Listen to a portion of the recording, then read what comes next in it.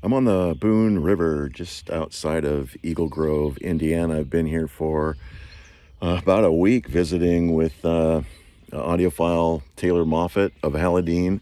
We're going to have a video up of him pretty soon, but this is an introduction to explain a video that was released right after it was made. Let me tell you what happened. So I spent about a week with Eric Alexander at Tekton Audio. Hung out with the guy several hours each day, saw how things are done, saw the place, had dinner with them, had a great time, talked about all kinds of fascinating stuff. And while I was there, a couple things that would happen. One of them was customers would call, or he'd make follow-up calls just throughout the day. Whenever he has a chance, he just pull up the phone and, oh, here's somebody to talk to.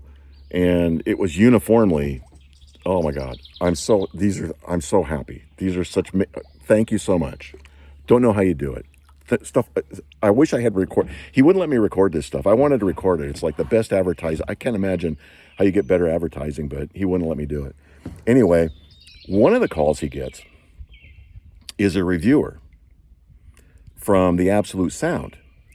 And this guy's reviewing the Ulfberts.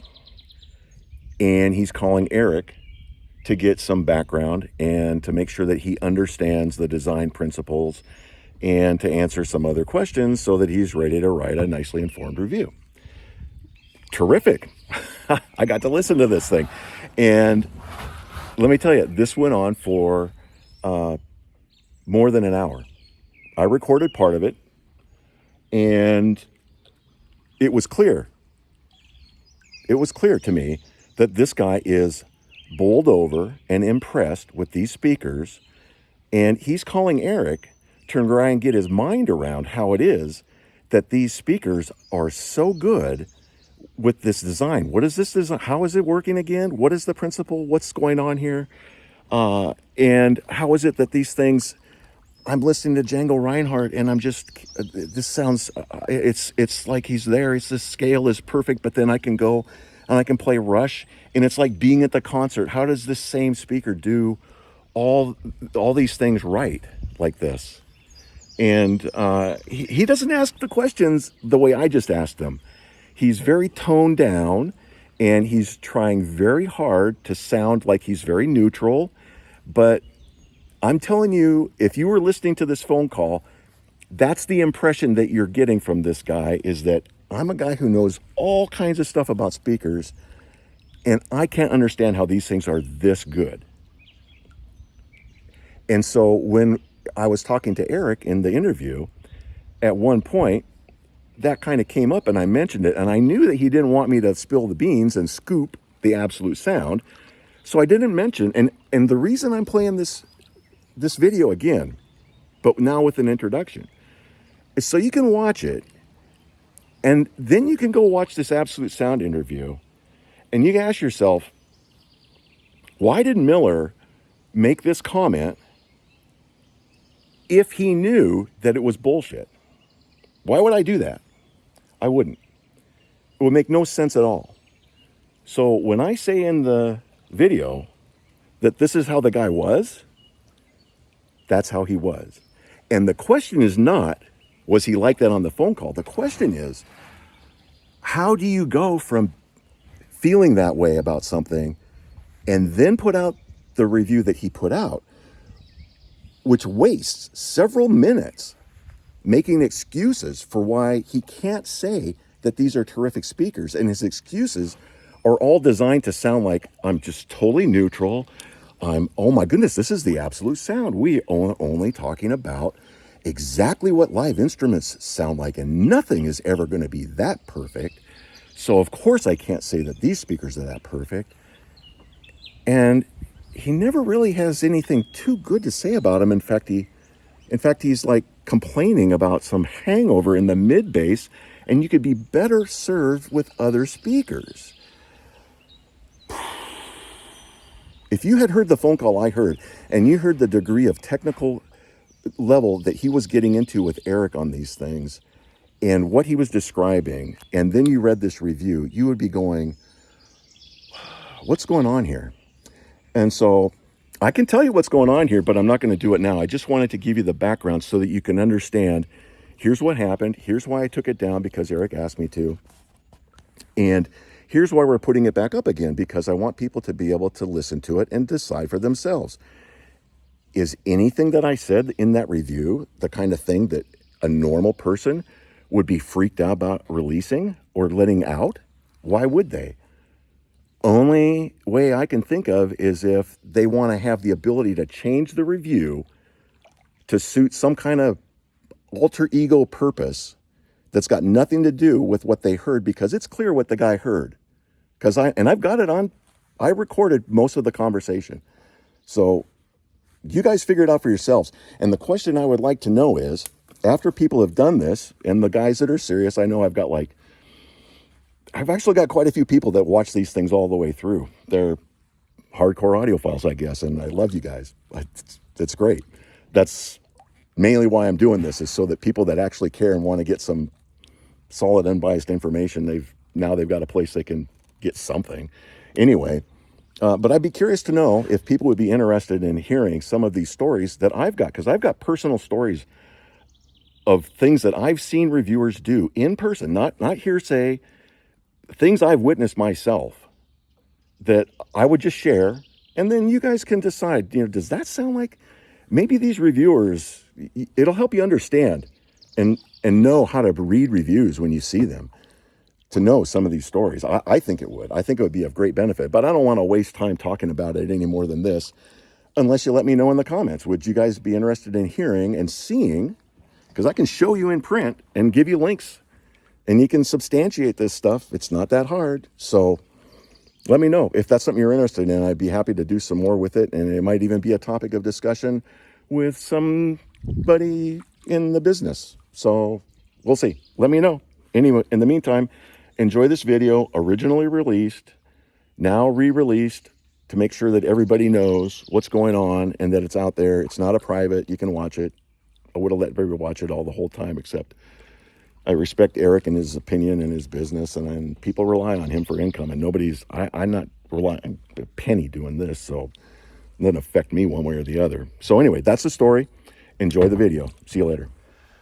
Hi, everybody. We're back here in beautiful Provo, Utah, Orem, Utah. I don't know. Across the street. Yeah. Anyway, Utah. It's a gorgeous location. I'm here at Tekton Design with Eric Alexander. Been here for a day already. This is a second video that we're doing, and this one we're going to talk about speakers. And for this one, since we're talking about speakers, I got to say, the way I got to know Eric was when I decided to order some Tekton Moabs. And before I ordered the Tekton Moabs, I did a lot of research. I read all kinds of reviews, mostly by audiophiles online. And then the last thing I did was, I think it was Clement Perry I called, because he was the only guy I could find who had personally heard both Ulfberts and Moabs in his home system. And so I was really curious, because at the time I had these Talon Chorus speakers, which I loved them when I bought them. And they're like very expensive speakers. And I was concerned, I knew I could find better speakers, but I was concerned that no matter what people said about the Tekton speakers, that even though I was pretty sure they'd be better, but I wasn't thinking that, like, I was convinced that I would have to get the best speaker, the Ulfbert, in order to do something that was better than what I had by enough that I'd be happy to have gone through the trouble. That's what I thought at the time, okay? And so I called Clement Perry and I talked to him, and I was like, Moab or Ulfbert, which way, what are the differences? Which way should I go? He basically told me that there is so little difference between them that There's not a lot of difference. That I'd be really happy with the Moabs, and I could do an awful lot with the difference in the price to do other things in my system. And so I thought, well, this is a guy who's a respected reviewer who's heard these. Well, anyway, so then the next thing I do is I talk to Eric about ordering them. And right from the beginning, I discovered two things. This guy's incredibly busy, and yet, as busy as he is, he's willing to take time to talk to people, which is kind of crazy. I have a hard time believing that if I called Wilson Audio, I'd be able to get the guy who builds the speakers to talk to me on the phone. Or I should say like one of the 30 guys who build the speakers. In fact, I know this because I recently, when I'm on my trip, I try and check around with people that I'm going nearby and I'd like to come and visit, and I couldn't even get a response from Wilson for a week. So I'm pretty sure that I wouldn't be able to go and talk to the number one guy at Wilson Audio and get this kind of response. So anyway, I get my Moabs, and anybody can go online. Unfortunately, it's like on this Audio Goon channel or website that I used to waste time on.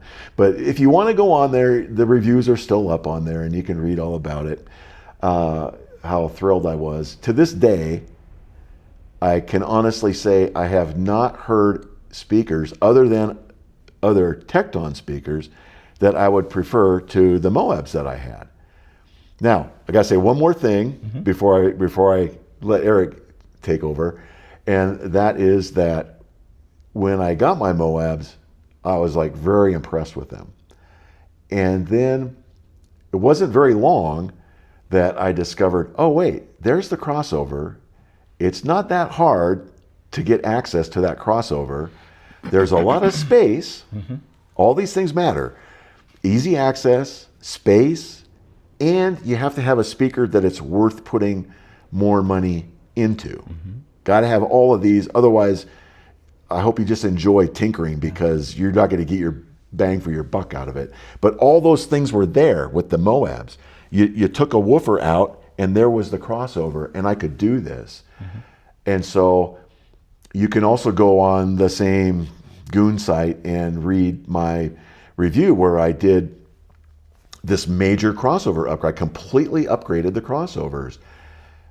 And the result of that was I really have not heard other speakers since then that I think would hold a candle to these, other than, well, if you watch one of my other videos, Mike, he's got the ULF 15s, and he got the ultimate crossover upgrade, and he was thrilled. He thinks you gave him a hell of a deal on that. So that's my introduction. I'm talking to a guy who's a prolific designer and is very accommodating with regards to the customer. Just look at the time he's putting out to talk to me today. Thanks, Eric. Thanks, Chuck. I want to talk individually with my clients. We're always happy when somebody does their background research and just hits the buy it now button. But I'm eager to help you get the perfect speaker, whether it's in the price range you want, or has the polar response that you want, or what be it, So yeah, we have a lot of different models. And my first, of course, what we're talking about is this, the Moab and the Ulfbert, and that's our patented low mass algorithm loudspeaker. You've owned it, you've heard it, and you're not dreaming. It's the best mid-range I've heard, period. Well, yeah, and we have been bold enough to put in our marketing that it's perfect mid-range, and I didn't coin that phrase. I will never forget going to Rocky Mountain Audio Fest 2017. I'm there with Richard Schramm and the Parasound crew. Clement Perry was there. Clement Perry has personally sat in front of Moabs with me, and we've listened to them, and Encores and Double Impacts. And all of a sudden, there's this clamor and chatter about how we were doing perfect mid-range. And I had this thought. I thought, I've been designing speakers for 20 years. I've worked as an engineer, making a good living, sitting in an anechoic chamber for 4.5 years, 8 hours a day, and designing model after model after model. And I thought, I've been to all the trade shows. I've never heard the words perfect mid-range roll off the tongue of an audiophile. And I'll be danged, the first time I ever heard it was somebody talking about our work and what we were doing. So I've recently had this, like, you know, of course all this evolves, and I'm a forward-thinking person. I think you've been here long enough that I'm not slowing down. I'm not stopping. No, it's crazy. No, I've I'm not. been here, and he's running constantly. So we're in the pursuit of perfection. We really are. I forget where I was going with this. That's okay. Well, okay, so here's the story, the perfect mid-range. One of the things I'm talking like within the last couple weeks, because story after story after story, and I'll share one with you. I think you've heard it. We spoil people. We spoil audiophiles. Do we make the perfect speaker? No. Do we have a luxury model that sells for $180,000 or $630,000? No. But that base is covered. I love what I do.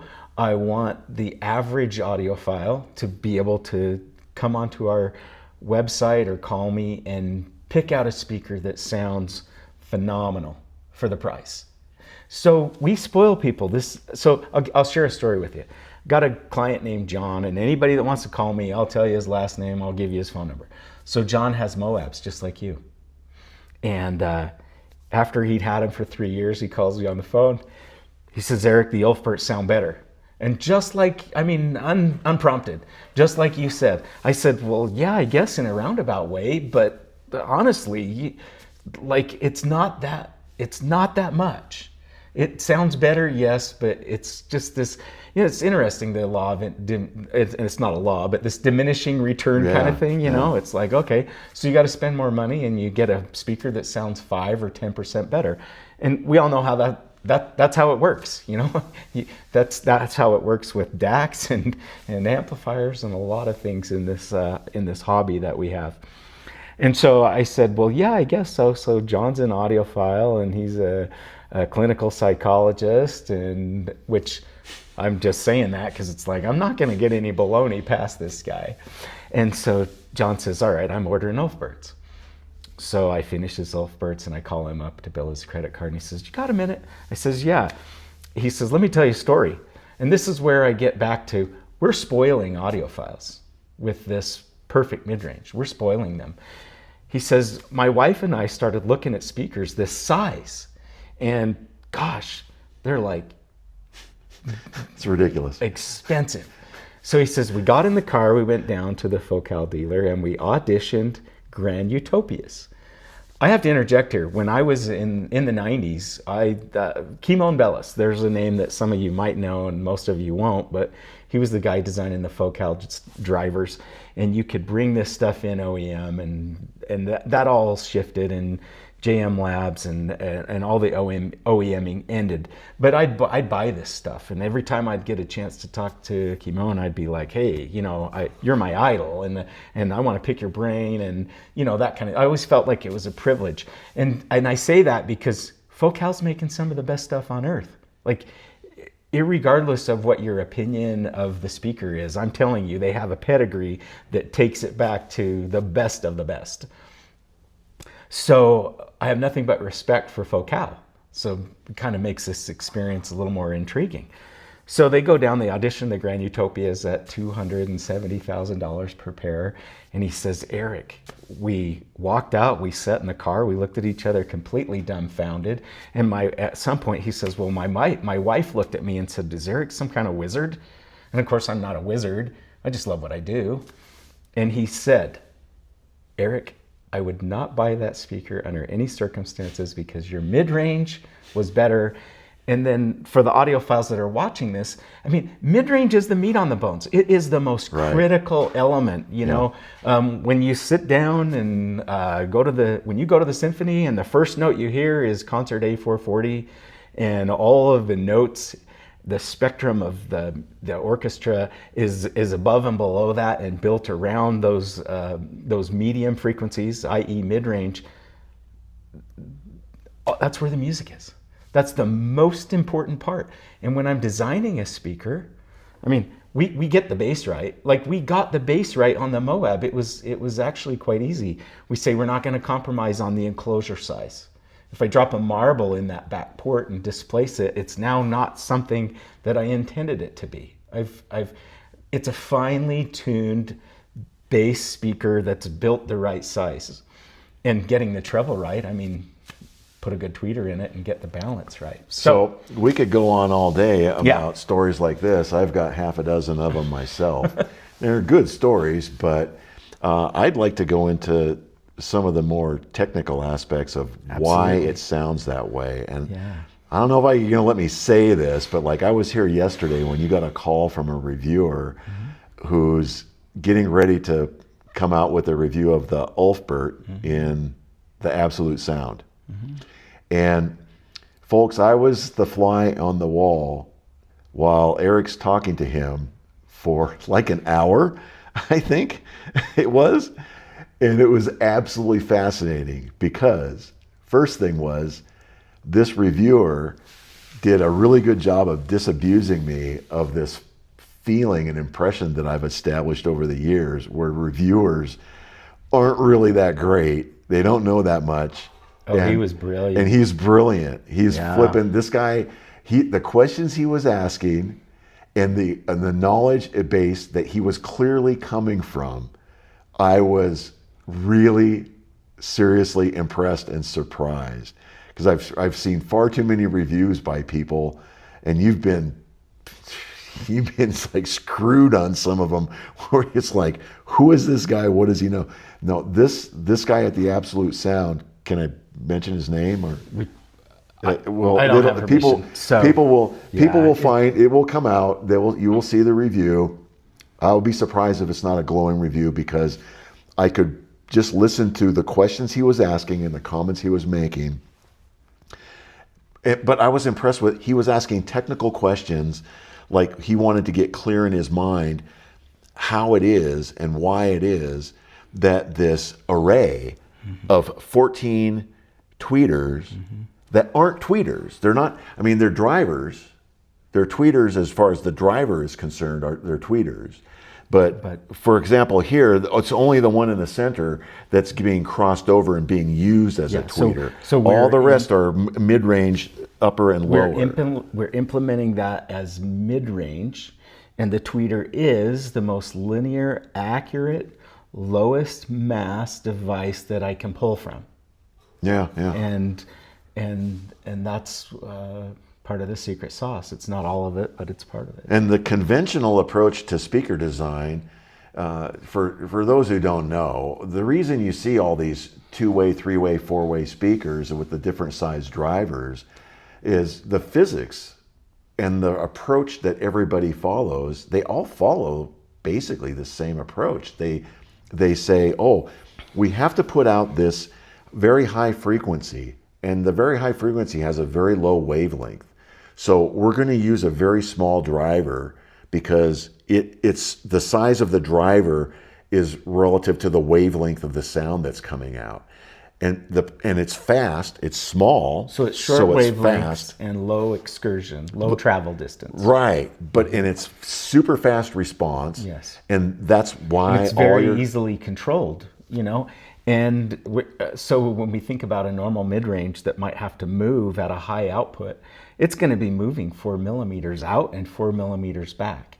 And I don't want to get very far from the neutral zone. Like looking down on the speaker, we'll call that the Z-axis. We have a plus and we have a minus. Distortion goes up as that moves out. Distortion goes up as that moves back. And of course, music is AC and it's doing this. I want to stay in the neutral zone. I don't want to leave the center because that's where all of my flux density and the performance and the low distortion is. And we spread that power out evenly. And it's proof in the pudding. So then the conventional approach would be they'd say, well, now we go down in frequency into the mid-range. Yep. Now because it's a longer frequency, because remember the wavelength gets longer as the frequency goes lower. So we want a bigger driver because this is their thinking, is that we have to have this bigger driver because otherwise it's not going to reproduce that low of a frequency and it's not going to be able to move as much air. We can't have a tweeter traveling like you're saying, but now if we make a bigger driver, we won't have to, now we get back in that comfort zone again. And then they carry that same philosophy down and they say, oh, now we've got more of a budget. So now we've got a budget for a 3-way or a 4-way. So now we can use like a great big woofer, and that'll be able to not have to move very far to get these really low frequencies. And that's why all the speakers that you see look all basically like that. Very conventional. It's very Yep. There's 1,000. I've said this. There's 1,000 6.5-inch 2-ways. There's 1,000 8-inch 2-ways. We've rewrapped the package 1,000 times, but Einstein said the definition of insanity: repeat the same experiment and expect a different result. Yeah. I just you know what? I don't want to be that guy. I want to push the envelope. I want to go over the horizon and go, well, okay, we've all been there that way. I was online this morning, and my gosh, there's 10 companies making what looks like an identical speaker, and you can go right to Crutchfield and buy them. They're very much cookie cutter. Half of them might, not half, but I know for a fact that a couple of them are made in the same factory over in China. So. And they sound reasonably good, but I think a lot of the reason they sound reasonably good is because what are you going to compare it to? Well, other speakers that are doing the same thing. You know, with all due respect, we've been reasonably good for 5 decades. And I love one of my dear friends, Clayton Shaw, and many of you guys know Clayton Shaw. And one day we're working, and because we worked together for years, and the same engineering projects, and he just pipes up and he says, well, you know, this sounds, what's going on here? It was CES time. None of this sounds better than the Dahlquist stuff did in 1982 or 1983. I had to get a chuckle out of that. I've never forgot it. But in a certain sense, he's right. And so there's been a tremendous improvement and a revolution in material science and things that, you know, especially, you know, what we're doing with AMT ribbons and some of these beryllium tweeters and things like that. I won't say that things don't sound better. They sound better than they ever have, but so much of what's going on is very conventional and not extremely forward thinking. Well, and that's why it's so expensive, because the conventional approach, and you can name your high-end brand, they're all doing the same thing. When you get up to the higher levels, they've got proprietary materials and proprietary construction, basically experimental, trying to figure out a way to make the cone lighter and stiffer, because they know they want to get the moving mass down very, very low, and the magnet stronger and the coil stronger and lighter, because they know they want to get the power. They want the power to weight ratio. They know that. Everybody knows that, because they're trying to get it to respond quickly and accurately to transients. But they're, at the end of the day, they still wind up with this driver that weighs 5 to 10 grams or more. So there's the dilemma. There's the dilemma, and so part of what I was working on when I started developing this, and of course, I had this concept that I just had this. I had this moment where I understood completely, based on my music background. I thought, well, you know, the 440 note on the violin is this open string, and gosh, that can't weigh much. And then if I put a bow on it and I barely touch it, I'm going to eke out something. It's going to, in other words, it will make sound. I don't have to put much weight into that to get that to scream at me. And I went down to the music store and I bought the string and I measured from the bridge to the neck, and I took that and I coiled it up and I laid it on a scale, and it was 1/3 of a gram. And I thought, well, you know, I thought about the at the time the very popular DSP controlled 8-inch 2-way that's being used in studios literally right now as we speak. JBL's got a DSP powered 8-inch studio monitor that's a 2-way being used in studios to make music right now. I thought, wow, we got a problem, because the moving mass of that speaker is probably 15 grams, and I'll tell you why. It has to handle power. As a product development engineer, one of the trade-offs, and good loudspeakers are all, you know, good speaker design is an exercise in trade-off, literally. So I say, well, I can make that voice coil. I can use some copper clad aluminum, and I can lighten this up to very lightweight, and then so we go into full on production, and the next thing you know, a month later, I got 28 guys calling me saying, hey man, my speaker just failed, it burnt out. Well, yeah, it burnt out because the coil was not heavy enough and couldn't dissipate the heat. So there's this balance that we have to play. So let's say that 8-inch two-way has 15 grams of moving mass. But the 440 note on the violin is 1/3 of a gram moment in analog. And then the way that we discriminate, is that a violin or an oboe or a flute playing 440, because most of the instruments in the orchestra can play the same note. Right. All right. The way that we discriminate that is through the overtone harmonic content of the note being played. So The timbre. Exactly. We can instantly discern, oh, that's 440 on a clarinet. That's 440 on a violin. And so it's critical. Or a viola or a cello. Exactly. So in my mind, it's critical that we can get the overtones. They have to be intact and they cannot be altered. And my patent, with measurements included, and my patent just simply says that if my reproduction, and I had this discussion with you earlier, I make musical instruments. I make an interesting musical instrument. Yeah. So my musical instrument is designed to reproduce faithfully all the other instruments that we know of, including the human voice. I make musical instruments. Now, how do I say I make musical instruments? Because as soon as the current goes through the voice coil, that's a transducer, and we're moving that into the realm of acoustical physics. Right. We're modulating and propagating sound in the air, in the bottom of the ocean. There's the bottom of the ocean. And that's how musical instruments work. That's how my voice is working right now. I don't think speakers should be categorized so much in a branch of electronics. They're acoustical physics. Right. Yeah. Yeah. Right. Okay.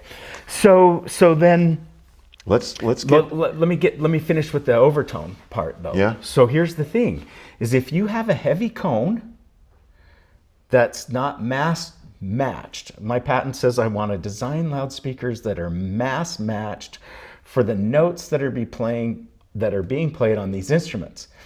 And if they're not mass matched, then I say now there's a little bit of exception. There's a little fudge factor here because you could go with a very high BL and a heavier cone and get some decent results, but you're not going to get the results we get. You're just frankly not going to get the results that we get. What we get is Those overtones will be subtly diminished. Exactly. So the overtones must be subtly 440, 880, 1760. These multiples. Right. Well, if the tweeter doesn't kick in until 5,000 cycles, then we've got a bunch of harmonic structure that's attached to the fundamental 440 note that is diminished. Because you're relying on a massive mid-range to reproduce it. So it's diminished and it's subtly damped. And the way that comes across to an audiophile's ears is that it's a more of a warmer, fluidic sound. But that's not accurate. That's now becoming a personality trait that, to my music ears, when I go to, and I do this, we go to the orchestra, we sit, and I just critically focus. I want to hear those instruments because when, for example, we'll go to the Abravanel Hall and I'll sit on the balcony intentionally. I'll sit on the balcony right above the violins. So we've got the violins and the violas there, and they're playing in unison. I don't have a word for it, but what I will say, and every audiophile needs to do this, what I will say is that to me, when they're all playing in unison, it's like there's some type of plasma or electricity just hovering in the air. And you don't get that out of a loudspeaker. That's why these mass relationships are so critical, because we want to get at the resultant wave. That means, we've got an amplifier on the other side of the other side of the camera here. So we've got an amplifier that we have a source, and it sends the music down the line, so to speak, and then that goes through the speaker cable, and that goes, so that's called the resultant wave. Those subtle nuances, those details, those microdynamics, look at it on an oscilloscope, it's in there. But if the mass relationship isn't right, that's just going to fly right through the voice coil, and the speaker cannot respond correctly to it. We need a speaker that's literally a hammer butterfly. You know, Muhammad Ali said, float like a butterfly, sting like a bee. If you don't design a speaker with a low mass relationship and a very powerful magnet, you can't get there. And so just maybe to come full circle, that's how we spoil people. You know, that's how come people go down and listen to speakers that cost 10 times more money and go, well, it sounds fantastic, but to my ears, I've been spoiled and I feel like something must be missing, or something is missing, and I'm not exactly feeling the love. Now, there's like 3 more things that are technical that I'd like you to explain to folks, because they're things that are important. At least I think they're important. So one of them is, when you have this array here and you've got all these tweeters that are doing mid-range, so they're behaving as if they are a single mid-range driver, but there's a physical relationship between the frequency and the spacing, so they can't, in other words, you can't just plaster a lot of tweeters on there and get the same result. This is very calculated. This is a very calculated effort. When I came up with this low mass algorithm, I had not even discovered or invented or visualized any of these concepts. I had to start working at square one, going, what I go out and by the way, some of my competitors are doing this. So they're coming after you now, as a matter of fact. So. Yeah, not only coming after us, but we got companies like Monitor Audio. They sick the cops on you, Eric. Blatantly infringing on my patents, you know?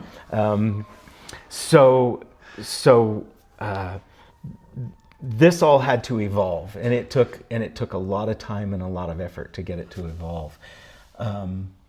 Again, these are the most linear devices, and we spread them out, and we control the power, so that we're not just throwing out a flat wave front. We're very interested in what do we have in linearity. Like, we're producing loudspeakers like the Ulfbert and the Moab that are just insanely linear, where it counts. So going back to the credo of perfect midrange, you know, if we can make a speaker that goes from 200 hertz to 8,000 cycles, and there's no deviation, and we can. You saw on the screen last night, my Ulfbert. Yeah. I mean, look, I got, like, it's a linear speaker. I mean, I've had people call me on the phone. Well, your reviewer was saying say, as much. This is the most linear speaker I've seen.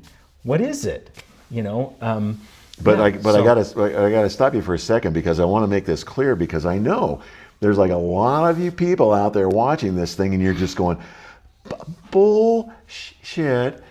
There's like 14 tweeters there. They're going to be, so there isn't you combing. Can't image. So there's no combing, and then in fact, so much so I'm adamant about the no combing.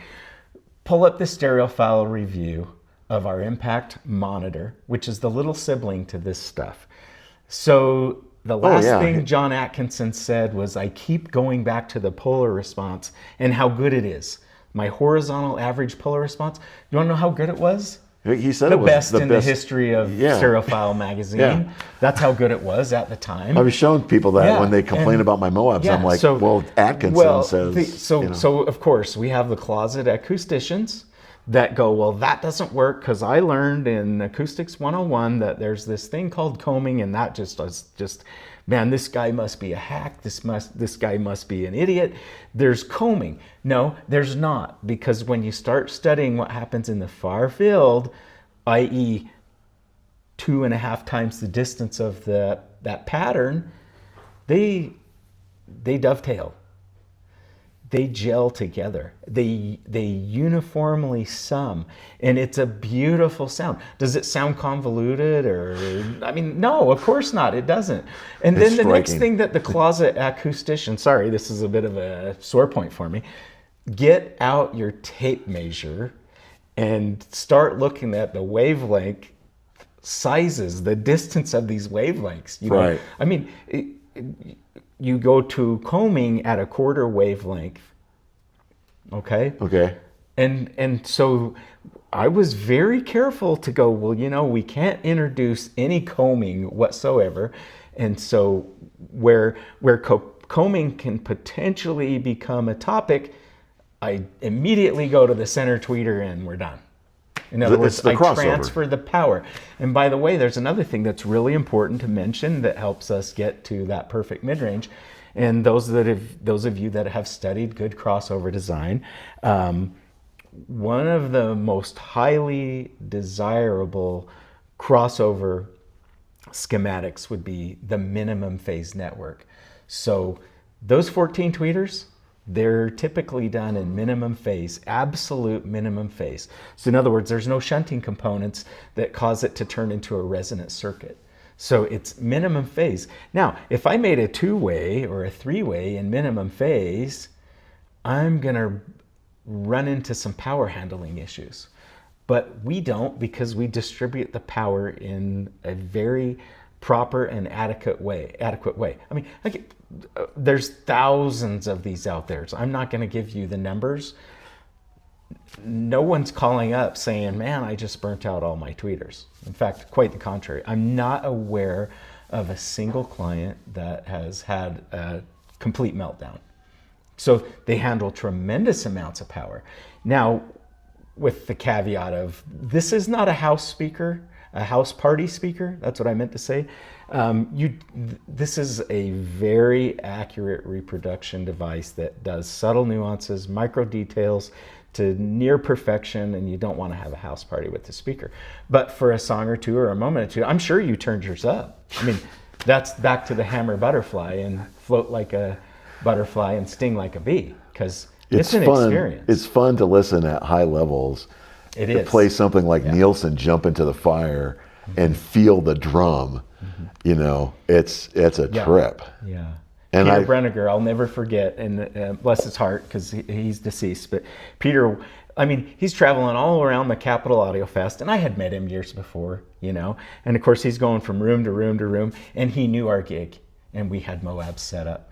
Peter and his wife come in, and he's like, all right, man, just lay it on me. Dead Can Dance, you know, and the big, sounds like Blue Man Group, and it's big and exciting. And he just sat there with a grin on his face. He got our business model, and it sounded good. It was visceral. It was dynamic. Frankly, with my drumming background and my music background, it just sounds right. It sounds right. And when you turn it up, it gets big and exciting, just like live music gets big and exciting. Yeah. Yeah. And the imaging is fantastic.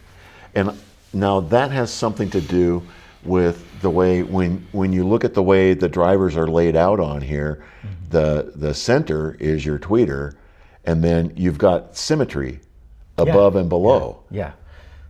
So it's almost as if the whole wavefront is coming from one location. That goes back to one person that okay, he's a former Utah guy. He ended up in Colorado, but that's John Dunleavy in the Duntech. And there was a review done, just an interview done by him in Stereophile in the 90s. And I read that and I thought, well, number one, this guy's brilliant. This guy knows what he's talking about. And I'm a budding speaker designer. I think he's onto something. And so I made it a point to go to CES and look at what he was doing and listen to what he was doing. So there's one of my heroes. So and when you go to like and all of his stuff, that when you look at the Duntechs, it's done in vertical symmetry. I want to have where my audiophiles' eyes and ears are. That's my center point, and that's where I want my tweeter. And then I want to build up and down from there in vertical symmetry. Now we have to have other models, and of course we're sitting on the other side of a Lure, and the Lure doesn't work like that. And the Lure is an amazing speaker in its own right, and it's a little more conventional. Anyway, there.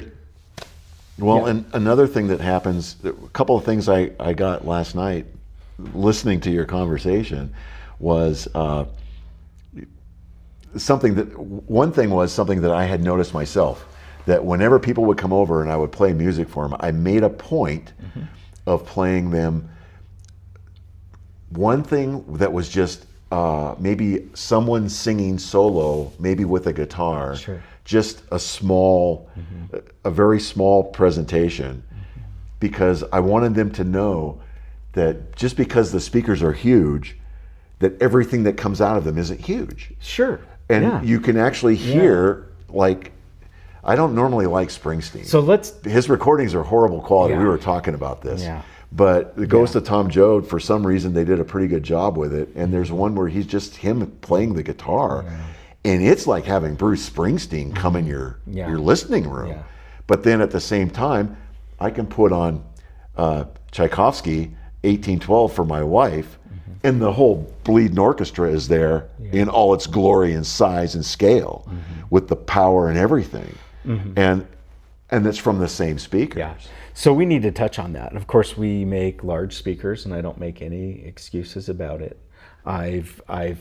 When I put my musical experience hat on and not my audiophile hat, I say, well, these sound more real, more lifelike.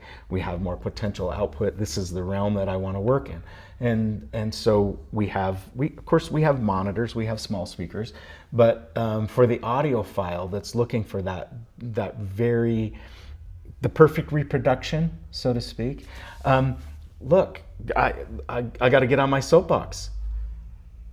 There's no such thing as a speaker being too big. I'll give you a couple examples.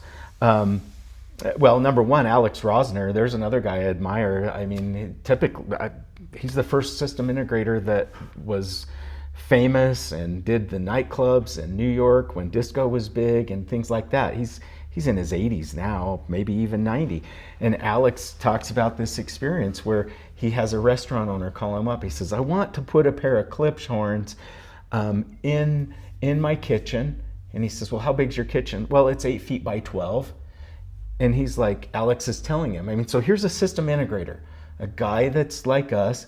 He says, well, no, that's not a problem. That's not too big. We'll sink them in the wall, and then you have your clip horns in your 8 by 12 kitchen. Now, think about this. It's never going to be overwhelming unless you turn it up. There's a volume control on it. And then there's part of this thing where if we can start... this is one of the things that I think a lot of audiophiles just skip over. I love that, again, my musical hat says, I want to migrate to very visceral and energetic type presentations, especially if it's The Who or Led Zeppelin or Bon Jovi or AC/DC. That's the type of music that, unless you're listening at midnight and there's other people in the neighborhood, that's the type of music that needs to be turned up to a higher level. And so, of course, that was to Alex Rosner, that wasn't a shock to him whatsoever. So when people call me up and they say I have a 12 by 13 foot bedroom that I've converted to my audiophile room, Mike. and then they say, well, you know, all the guys online are telling me that I've got to get this little speaker because it's a little room. I go, well, you know, no, all your friends online are suffering from little man syndrome, and don't hesitate going with a pair of Moabs. I've got guys with Ulfberts in bedrooms. They sound fantastic. That's Mike. They sound phenomenal. And so here's another example. And again, there's a volume control, folks. I mean, you can turn it down so low that you can barely hear it. So the size of the speaker doesn't matter. So for years I owned a car audio store, and that's where I came from. I did car audio and a lot of car audio installs during the daytime, and then I would lock the door on my building and I would create hi-fi and audiophile speakers at night while no one was there, and I'm all in the into the wee hours of the morning, and I'd get up the next day and do the same thing over. I did that through a majority of my 20s. And so car audio, I mean, think about it. We put big sound in the car audio. It's hilarious. The brand new Cadillac Escalade has 35 speakers in it. Okay. No, you're not going to overwhelm yourself. In fact, it's quite the opposite. These guys know exactly what they're doing, and it sounds fantastic. So a pair of Moabs in a bedroom is a very, not only is it realistic, but I would say it's a really wise. You're going to get some fantastic sound. People can go and watch the video I did at Mike's. He's got the old 15s in his bedroom. And if I was him, I would have used the garage and parked the car outside, but he's got them in his bedroom. And they sound terrific in there. So you know what's wild is I've watched so many of his video postings. Yeah. They sound really good. Yeah. And you know what? They sound like, I'm not trying to be biased here, but I've listened to other stuff that people are posting that are 10 times more money. We're talking 10 cents on the dollar. Right. And Mike somehow magically posts a video that just to my ears sounds superior in many ways. Not just one way, but in many ways. And I don't want people, because they're going to be with this fanboy bullshit thing, but because I don't want to say like that his room is that great, because I was there. And you can watch the video, you can listen to the other rooms I've been to, and you can hear for yourself. The room does get overloaded because it's a small room. And if you crank it up high like that, the sheetrock and everything is not going to dissipate it that well. But the sound that's coming, that you're getting, if you don't crank it up that loud, is really, really good. Yeah. Okay, so let me add a little bit to that. I'm not biased. I'm not brainwashed. And I have nothing but admiration and respect for the Focals and the Wilson Audios and the YG Acoustics, the Sonus Fabers, and these luxury brand speakers. In fact, I mentioned to you yesterday, I said, you know, a really wonderful machine would be a giant rotisserie. And we've got the 10 most highly regarded speakers on planet Earth, and you could magically hit a button and you go through the rotisserie. And so what are we going to get? We're going to get 10 of the most awesome speakers on Earth that have distinctly individual personalities. Right. And give me 7 to 10 days and I'll tell you exactly which speaker that we're listening to, and I bet you about every other audiophile out there could do the exact same thing. Yeah. So I don't have a score to settle. I'm not trying to take over the speaker world. I just frankly love what I do. I want to create. I want to push the envelope. And if people don't think we can make a luxury brand, they're dreaming, or a luxury speaker, but that's not my business model. I've shared that with you. You know, as soon as we make a 500-pound inert cabinet, then we've taken our $4,500 speaker and we've tripled the price, and you need a piano mover to set it up. And it doesn't sound as good as it did to begin with. That base is covered. It's covered by 10 different brands. I don't necessarily, and now if a guy wants to call me up and have me do his bespoke pair of speakers, I'll make them. I'll make them out of aluminum. I'll make them out of whatever material they want them made out of, and we'll do that. But I'm not so interested in doing that as my business model consistently day in and day out. I want to make speakers and get them in the hands of audiophiles, and I feel very comfortable making speakers that have extremely high performance from that $2,000 to $10,000 price range. And now you haven't broken or changed any of the laws of physics. So if your speaker's really big, you still have to deal with the reality that the imaging isn't going to be quite as good. And so you've got this one over here that I haven't heard yet, but I guess I get to hear it at some point. Yeah. That according to Brian McNamara Yeah. and some other, and Yeah. it has spooky good imaging. So that goes back to our friend Brian McNamara, and a couple years ago, he just commissioned me to build this speaker. He's like, I want it really slender, which, I mean, none of this was a surprise to me. I've got Alex. Are you back there? Okay, it's not Alex. So anyway, we make these little mini monitors, and they're teeny and they're skinny, and we put them out. And the first thing is my right hand guy Alex is like, oh my gosh, these things image so good. Well, this is a common fact that most people should be aware of, is that a little mini monitor is going to image impeccably well. Problem is the power response, and the opposite would be Klipsch. I mean, I watched a video from Klipsch, their main engineer, last week at Exponent. He's like, hey, our number one design goal is high sensitivity. Our number 2 design goal is power response, like this speaker here, and that's my version of what he's talking about. Power response as in we want to get an even power response distributed through the room, and my third goal is frequency response. Okay, so I have taken, again, we go back to the beginning, and I say good loudspeaker design is an exercise in trade-offs. I know what I want to do. So I make speakers that are very well-rounded. Here's something you haven't heard me say. One of my goals, and we did this with the Pendragon, we do this with the Double Impact, we do this with the Moab, we do this with the Ulfbert, and even the Encore and the Symphony. So imagine this for a moment. Let's take 100 audiophiles, and let's lock them in the conference room at the Hilton, okay? So they're in there, and I say, I need 12 bullet points, audiophile attributes that a hi-fi loudspeaker, in order to be world-class, has to have. You go and lock yourself in there for an hour and come out with my 12 bullet points. My design philosophy, because it is an exercise in trade-offs, is I want to, let's just say you have 1 to 10 stars on all 12 bullet points. My goal is to measure high on every one of them. The Pendragon does it, the Double Impact does it, the Moab does it, the Ulfbert does it. Is it the best speaker on earth? No. But I'll stick my neck out.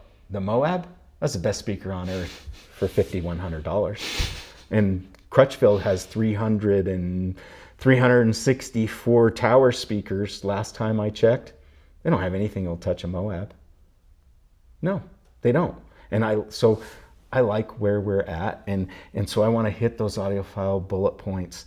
I want to score high on all 12.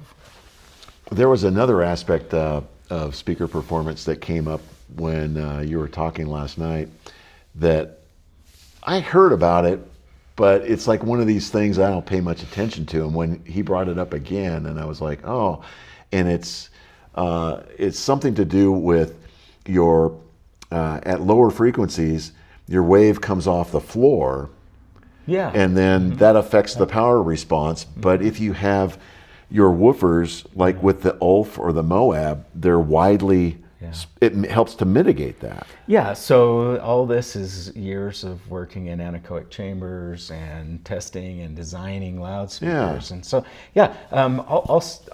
I don't want to offend anybody, but there's a lot of really crappy speakers out there that people think are fantastic speakers, famous names that we'd all know. And so that's one of the things that I've put a lot of effort into. I don't particularly want to talk about it because a lot of it's proprietary. But again, for a world-class loudspeaker, a guy needs to set it up in his living room, not an anechoic chamber. Right, Okay? a room. He's going to set it up in his dedicated hi-fi room, his living room, his whatever he's got. And as a designer, which, we don't publish measurements. And I think that's funny because I was not the first company to come along that doesn't publish measurements. You've seen measurements. You know what? These speakers are measuring they're primo. Don't skip over buying or auditioning. At least let's not say buy, let's just say audition. Don't skip over auditioning a Tekton Designs speaker because we don't publish measurements. You saw my race cars. This is something that goes back 50 years to me, 45 years, and I take it very seriously. I'm not one of the YouTube posters that wants to, YouTube video speaker guys that wants to run around naked and telling and sharing everything I know. I'm just not that way. I got my cards close to my chest, and there's things that I just frankly don't want to talk about. And at some point, if I find someone that I want to have as an apprentice, I'll probably start teaching him. I mean, I'm 59, I'm not going to be doing this forever. And I'll probably teach them some of the secret sauce and the way we get things done. But back to this philosophy, I don't have the Clips philosophy. Clips, sensitivity number 1, power response number 2, frequency response number 3. Again, I go back to my bullet points. Look, I need a high sensitivity speaker. If it's not high sensitivity, now we don't want to go to the highest level of sensitivity because those are unruly and not linear. So we've found a sweet spot, and that's where I want to be. So I want a medium sensitivity to a high sensitivity. I want linearity. I want a nice frequency response, and I need it to be from 20 hertz to 40 kilohertz. And man, the more linear I can get it, the better. And not only are we getting it the more linear, the better, but we're doing it in minimum phase where it counts, all where the magic of the mid-range is. There's a little bit of my just being open and candid about what we do. So, since you brought this up, something that I can't blame you for not being open and candid about is, like, when I was at Shinyata, I was like going around and shooting the whole place, and here we're sitting in front of this wall of speakers, and just so for you guys who have like actually watched this excruciatingly long, I'm willing to keep going. Borderline narcissistic, conversation that we're having here. Yeah. Congratulations, you're the audience. But so have you seen enough speakers around here? No, that's what I got to say. Is but I got to say that the reason we're here like this, and I'm not showing you stuff, is because when I came in here the other day, I'm walking around. Everywhere I look in this place is some speaker, a lot of them that I haven't seen before. Most of them are off the grid. Yeah, that I haven't seen before, and they're in various stages of completion. And so somebody like me that's got an eye for these things, I can look, and if there's no driver, you can see inside the cabinet the bracing and how it's made. And there's more going on to these things. People look at them and they see this box and I could just make that at my table. So it's like, yeah, good luck. There's more going on inside these things. And I want so badly to tell you what I see inside this one over here, but I can't. He's not going to go into it. But just let me tell you, it's like there's cleverness going on here that's more depth to it than you would think. Thank you. Yeah. And it's everywhere. It's like everywhere in this whole place. I had to bring the camera in and frame this thing like this, because any corner that you look, you're going to see something that's going on. Yeah. I've said for years that, and of course, right off the picture, we've got a lure here, and that speaker is distilled down to nothing. Einstein. That's an Einstein.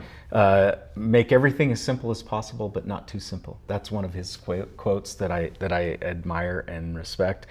That's simple. That I could write a white paper on everything I've done, everything about that, and it's brutally simple, and it gets it done. The lure has a bit of a cult following. I couldn't even tell you how many we've built and sold. And I had a guy call me a few weeks back, and this was the conversation. He says, Eric, I went over to buy some speakers at a guy's house, and when I walked into the room, he was playing music. And I said, what on earth are you listening to? And he says, he'd never heard of the company. He says, those are Tekton lures. And he said, Eric, I'm calling you today because I had the most musical, moving experience in my life sitting down in front of your lures, and I believe it was a Deckware tube amplifier. Yeah, I heard, a little bit, yeah. Yeah, one or 2 watts, something like that. Yeah. Yeah. So normally in my series, I've been kind of emphasizing the listening rooms, and I was thinking that when I came here that this is a guy who builds speakers, so he's going to have like this really impressive listening room. But it turns out that you can design really good speakers with a completely different approach. I can't tell you guys how, well, I can, because go watch my Tekton teaser video and you'll see the man cave. Yeah. And we're listening to Encore. Red piano gloss finish encores in that room. And so what did you think? I thought that was probably, if not the best bass that I heard of every place I've been, that it was right there. And you'd have to be saying, okay, if you listen to the whole thing, you get one impression. But then if you stop and step back and you go, wait a minute, this is with a $75 Class D IEMA Class D amplifier, and you're playing it off of an iPhone, right? Basically, off of an iPhone through some really crappy wires. Yeah, and everything's just sitting on the floor. He put the speakers in position by eyeball. They're close, but they're not like in my system at home. I get out a tape measure and a laser sight, and I've got it, and I can hear if they're like 1/8 of an inch difference. It affects the imaging. And here, we didn't do anything like that. He's got tape on the floor, and they're kind of close, but these arrays, like we're talking about, they need to be perfectly leveled. So the speakers were perfectly vertical from side to side and front to back. And but what I'm getting at is for what you said, 7,000. I think on that, if you watch the video. And at the end of the video, under $7,000 for everything there, all in. It's nuts. It's absolutely nuts. Where are you going to get something that does that for $7,000? Yeah, and then I go to Mike's, and Mike's sitting in his bedroom.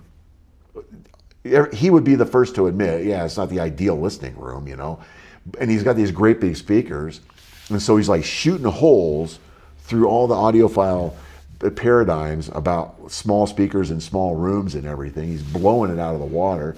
And then at the same time, I think he's like 30,000 or 50,000, something like that for everything. Well, I better share one thing with you so that it makes sense. And of course, right off camera, there's some of the best gear on earth, and it's all in boxes. And we love our relationship with our amplifier. The people that we have, we recommend products, they recommend products. I intentionally haven't gone out and tried to compete. I want to just make speakers. But part of my logic is that we get people flying here to audition and to meet me and see what we do. We get people flying here all the time. And by the way, I mean, anybody can come here, just you got to make an appointment. You do need to make an appointment. We want to have a speaker ready for you to hear, and we have a lot of different models. But I don't want to. Okay, so the reason why you got that type of demo and the same demo here is that there's a lot of games that can be played. Meaning, I can put some amplifiers behind it, I can put some cables behind it, I can do DACs and different streaming and things like that. We could even switch to pure analog and go vinyl with tubes and everything else. But when you get home, you're gonna go, well, gosh, what I heard at Eric's, it's not here in my room. Right. So I don't wanna try to over impress you, and so that's my personal philosophy. So when you got the audition, you got a pair of Encores, you got the IEMA amplifier at $79, this little tiny thing, and you got some Mogami cables at $5 a foot, and that was your experience. But intuitively, you had to have been thinking, oh my gosh, if I put this with my Pass Lab amplifier, that's right, exactly, and my $3,000 DAC, what the heck is it going to turn into? And that's where I'm reminded of people like Terry London, Clement Perry, Richard Willey, some of these guys that have really figured out my business model and appreciate what we do.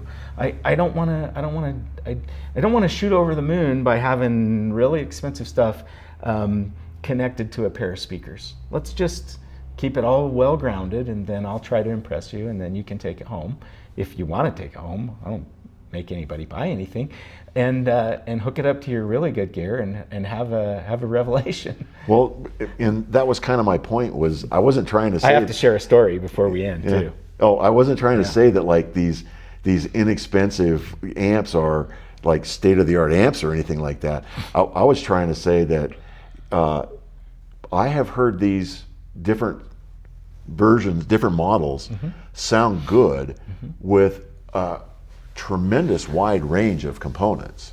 And I can't say the same about hardly any other speakers that I can think of. I mean, all you have to, you guys, you know what I'm talking about. You go online, you go on the forums, you can't go 5 minutes without finding somebody that's like, well, with the right amp, these speakers, with the right, so you've got these speakers and, oh, I love my speakers, but do you really? You had to like go through 15 amps to find the one that made them sound good. And everything else. Oh yeah, with the right, associated components. You could just like hook these things up to a freaking iPhone. Here's some more insight. And if people watch some of my videos, they'll get this. Here's some more insight. When you take the speaker out of the box, I don't care what brand it is. When you take the speaker out of the box, if it doesn't sound good and right, it's never going to. Right. I mean, break-in and burn-in is one thing, but it's not gonna change the personality of the speaker. Okay. The other thing that I've said for years is like, you know what? Let's put up a curtain. Let's put up an acoustically transparent curtain. I'll take my years of I played the drums for you last night. I'll take my musical memory of what instruments sound like, and you just, whatever's behind there, I don't care. I don't care if it's big, small, expensive, cheap, whatever. Just try to convince me that I'm listening to the real presentation, the reality, the real musicians are back there performing for me. That's back to that, my 12 bullet points. I don't care what it is. And that brings me to another thing is like, hopefully people have figured out long before now that I'm a form following function guy. I mean, I love great industrial design, but that's not my business model. First and foremost, I go, you know what? I need to put the drivers here. I have to enclose it in an enclosure, and this is what we get. This is what we get. And just not to hog the conversation, but I want to share a funny story because I'll never forget it. But it was a few years back after you had bought Moabs and done the ultimate upgrade, which is something that we offer. Like, to be perfectly candid, if you're good, like you're good, then feel free to open up the speaker and pee on my fire hydrant. That's fine. I don't have a problem with it. But if you're not good, it was more of an homage. Yeah, okay. But if you're not good, get the ultimate upgrade from us when you order the speaker, because there's a lot of wires. And if I would do it that way totally if I had the option. Like, you get one connection wrong and all bets are off. I mean, I can show you in measurements. You get one connection wrong on a pair of Moabs and it's junk. If anybody's curious about this, and again, congratulations if you watched this far through this whole thing.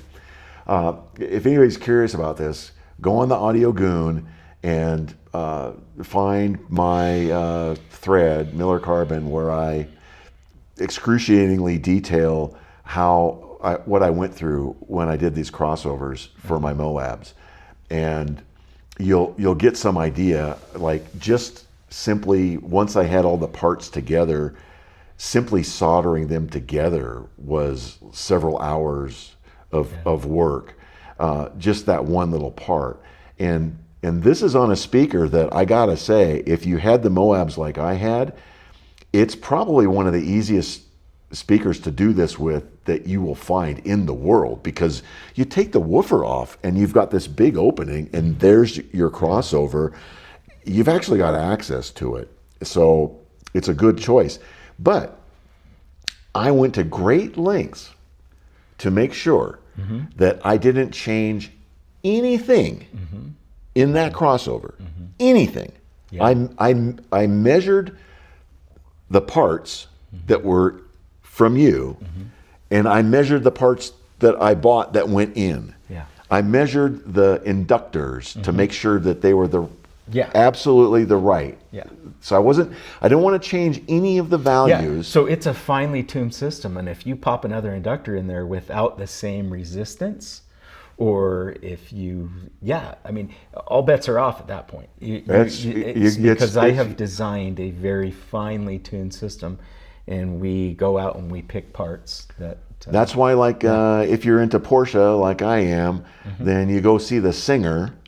Go Google Singer if you don't know Singer, Porsche, and you will see what I'm talking about, because those guys didn't hot rod those 911s because they were deficient. They hot rodded those 911s because they loved the 911 and they just wanted more 911. So that's what I did, is I said, okay, I love this sound. I just want more, and it's a trade-off. If you try to do that, we had a Singer Porsche guy here just a few weeks back. Really? I mean, he's been on Jay Leno, and he just cold called me and says, "Hey, you know what? Hey, Eric, I like what you do. I'm coming out to see what you do." So now I got to share a story, because it's a funny story and it's a good story. So I'm just working one day. It's a Saturday, like usual. I'm dumb. I work every Saturday, and my phone rings about 3:00 in the afternoon, and it's Chuck. And he's like, "Hey, I'm at the Pacific Audio Fest, and you're not going to believe this, Eric. I think I have one of the best sounding rooms in the show." Well, that's what people were telling me. Yeah. They were coming in and telling me, this is the best sounding room we've been to. Pair of Moabs. Wrap your brain around that. I mean, how's that? So just full disclosure, so people know, I'm basically just like a retired X-ray tech who's obsessed with the same stuff, audio stuff, and over the years, I've latched on to different brands and products that I really think are special, and so I had Townsend. Yeah. Townsend Audio Yeah. approached me and wanted me to be like a rep or an importer or whatever you want to call it for them. I don't have a store, but so I felt very strongly about all their gear. So let's do that. And I've sold, not made any money, but I've sold I've sold some to people, and they all love this stuff. And I did the same thing with Origin Live, and I did the same thing with Ralph at Atmosphere, and with his Class D amps. And so when I went to Pacific Audio Fest, I thought maybe that since it's local and everything, I might actually be able to sell something to like sort of defray the cost of doing it. That doesn't happen. I don't know why people even go to these shows. They're just horrifically expensive. They're a tremendous amount of work. You don't get any results from it in terms of money. I think I know why they do it. It's because all the people that are at these shows, none of them are doing this business model. No, by the way, we typically we don't do trade shows anymore. But I got pay $500 for a round trip airplane ticket. I gotta say, since now I've told people that I'm sort of kind of a little bit of an industry insider, I guess you might say, on a little microscopic level, but I understand a little bit about how the business works. Now, if you notice, almost all the brands that I mentioned, they sell direct to their customers. So there is no real margin. There is no real dealer margin that's there from Origin Live. And even though they make fantastic turntables and tone arms, you do not hear about them, because if a dealer has a choice, I can sell two $10,000 turntables, and if I sell the Origin Live, I make $3,000 or $4,000. If I sell a VPI, I make $6,000. Which one are they going to sell? Which one are they going to talk about? And it's the same for Townsend. They sell direct, no matter where you are in the world. And that's what Eric's doing here. He's wiping out an enormous dealer margin. So it's no wonder that he doesn't have people coming out of the woodwork all over the place talking about nobody can make any money off of it. You're not even making that much money off of it. I just love what I do, and I'm passionate about it. You're making a living, but you're not running around in a Ferrari, to your 3 different beach homes. Exactly. You're living a nice life here in Utah. And I'm glad you are, because I'm glad, and I think all these customers, I think, are really happy that there still is a guy that's out there that wants to just build speakers that average audiophiles can enjoy and not have to go into debt to do it. And yet, at the same time, people like me who, can afford, I'm building, at the end of this whole trip, I'm going to build a nice listening room and get some Ulfbert 15s with some crazy crossovers to put in there. And I'm not doing it to save money. I'm doing it because I think it's the best thing I can find. If I can find better, I'll get better. I'm sorry to tell you that, but nope, it's okay. But I don't see it happening. It's a really special speaker. You've heard it. Yeah. Well, to wrap up, anything to say, I love what you're doing. I think you going from point to point, covering the map is really cool, and I appreciate you coming by here. We've never met. We've talked on the phone a few times. Right, yeah. First time you've ever been here, and you're always welcome here. And just appreciate you coming and really trying to discover what this operation's about, what this business model's about. And so thanks. I appreciate you, Chuck. It's been a pleasure. I've learned a lot. Good. Take care, man. Thanks, buddy. See you guys.